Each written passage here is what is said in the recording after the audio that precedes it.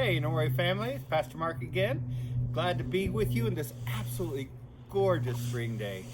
One of the things I love about where we live right now, we live in Waterford, Wisconsin. We work in Wind Lake, Wisconsin. It's literally right next door to each other. Is that we live in literally one of the most beautiful natural settings you could ever imagine. From the cornfields and the soy fields, with all the farmers getting things ready for harvest, to the beautiful trees that always surround us. And I can't help but think how blessed my family is to be able to not only live in this particular kind of culture, but to be shaped with everything that farmers and this agricultural community offers them. This past week, I think one of the best blessings came when I was listening to a story from one of the farmers who was telling me how he was shaped in his early years growing up on the farm. What he said was every morning he had a big family. The family would gather around the table for breakfast and they'd have a wonderful meal.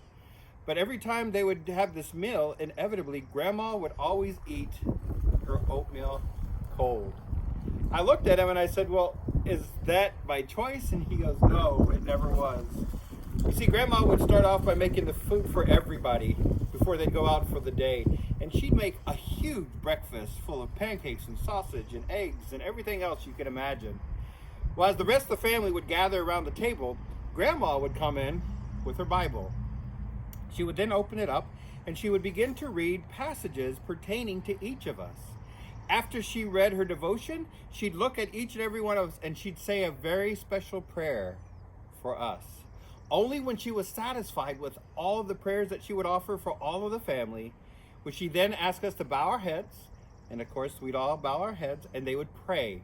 Once that was done, then Grandma got to eat. But by the time this all took place, her oatmeal was always cold. My friend was telling me that whenever he sees cold oatmeal, he thinks about his grandma, and inevitably the way in which she was able to shape his life and his faith. For a lot of reasons, this story touched me because it reminds me how we truly are the impetus that can truly shape the lives of the people we love around us, especially when it comes to faith. Whenever Jesus was up in the upper room on Monday, Thursday, he gave the mandatum, the great commandment. He said, I want you to love one another just as I have loved you, so you should love one another.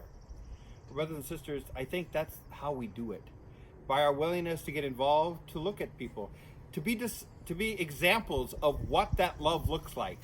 Because inevitably, if we can share that kind of love, not simply by our words, not simply by telling our children, our friends, what we believe and who we are, but demonstrating it, I think that's the greatest gift. So this week, I want you to think about something. I want you to think about whose life you helped shape, and who helped shape yours. This is the week where you get to be a part of helping somebody else see what is truly beautiful and great about you as you help them understand what is truly great and lovable about them. And so remember that, as you often also will remember that learn from every challenge you have, love everyone you come across because Jesus loved us. And to be honest, we don't deserve it, yet he would never ever stop. And laugh, because if you can laugh, the devil will never hold on to you. You have a great week. I'll see you soon. Bye.